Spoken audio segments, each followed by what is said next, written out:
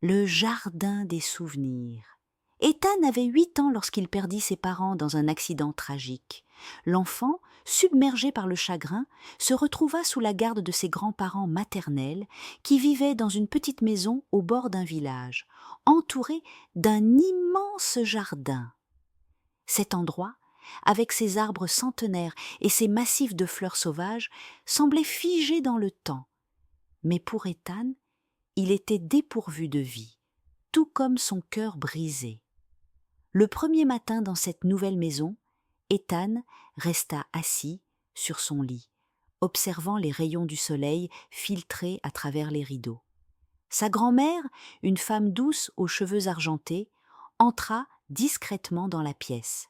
« Viens, mon chéri, le petit déjeuner est prêt, » dit-elle d'une voix apaisante. Mais Ethan haussa les épaules, son regard fixé sur le sol. Plus tard dans la journée, son grand-père, un homme grand et robuste à la barbe poivre et sel, vint s'asseoir près de lui dans le jardin. Après un long silence, il sortit une vieille boîte en bois ornée de gravures florales. Ta maman adorait ce jardin. Elle y passait des heures quand elle était petite. Dans cette boîte, elle avait réuni des graines qu'elle collectionnait. Chaque graine a une histoire, un souvenir. Ethan regarda la boîte avec curiosité, mais son visage restait empreint de tristesse. « Tu veux que je te montre comment les planter ?» proposa son grand-père. Ethan haussa les épaules, mais un mince éclat de curiosité était perceptible dans ses yeux. Ce fut une après-midi ensoleillée que le projet commença. Son grand-père ouvrit la boîte et sortit une petite enveloppe en papier jauni. « Celles-ci sont des graines de tournesol. Ta maman les adorait. Elle disait toujours qu'elles ressemblaient à de petits soleils. » Ethan accepta l'enveloppe, ses doigts effleurant le papier avec délicatesse. Ensemble, ils creusèrent un trou dans la terre fraîche et y glissèrent les graines. Au fil des jours, Ethan découvrit une certaine apaisante routine dans le soin apporté aux graines. Chaque matin, il arrosait les jeunes pousses et observait avec une patience nouvelle les premières feuilles émerger. Sa grand-mère le rejoignait souvent, partageant des anecdotes sur sa mère. Un été, elle avait planté tellement de tournesols qu'on aurait dit un champ d'or. Elle invitait tous ses amis pour les admirer.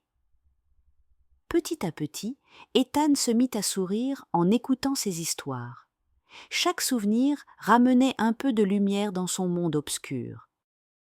Avec l'aide de ses grands-parents, Ethan planta d'autres graines, des capucines, des coquelicots, des marguerites. Chaque plante était liée à une histoire. Ces capucines viennent d'un voyage que ta maman avait fait en Provence. Elle les avait ramenées comme un trésor. Ou encore, ces coquelicots lui rappelaient son enfance dans les champs voisins. Au fur et à mesure que le jardin fleurissait, Ethan commença à se sentir connecté à ses parents d'une manière inattendue. Chaque fleur, chaque couleur lui rappelait un souvenir heureux, comme si ses parents étaient encore près de lui, à travers les histoires que ses grands-parents partageaient.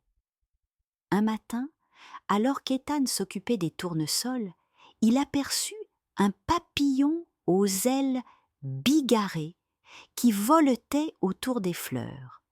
Il le suivit avec curiosité, ses pas l'amenant jusqu'à une vieille statue en pierre recouverte de mousse au fond du jardin.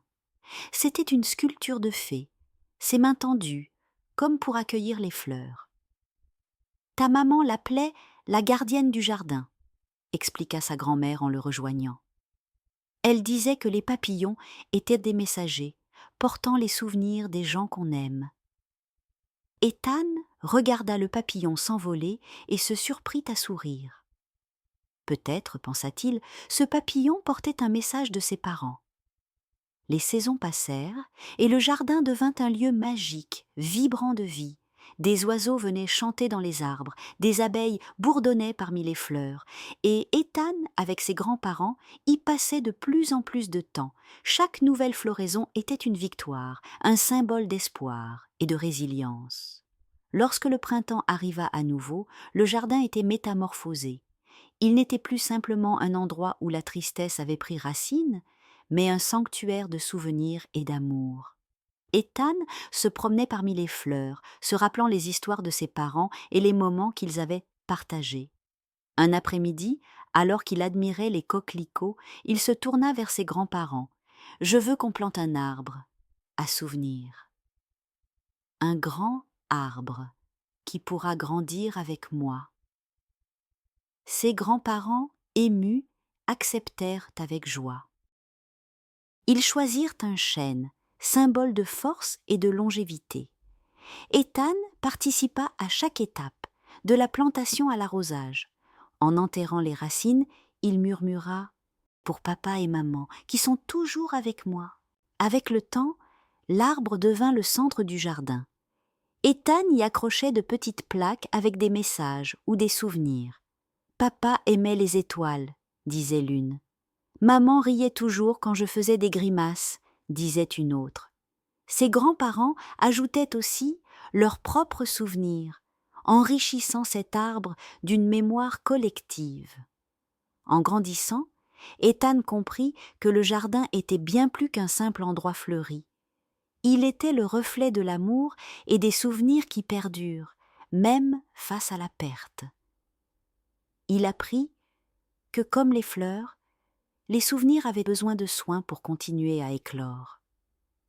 Un jour, alors qu'il regardait le jardin en pleine floraison, il se tourna vers ses grands-parents. « Merci de m'avoir aidé à garder papa et maman près de moi.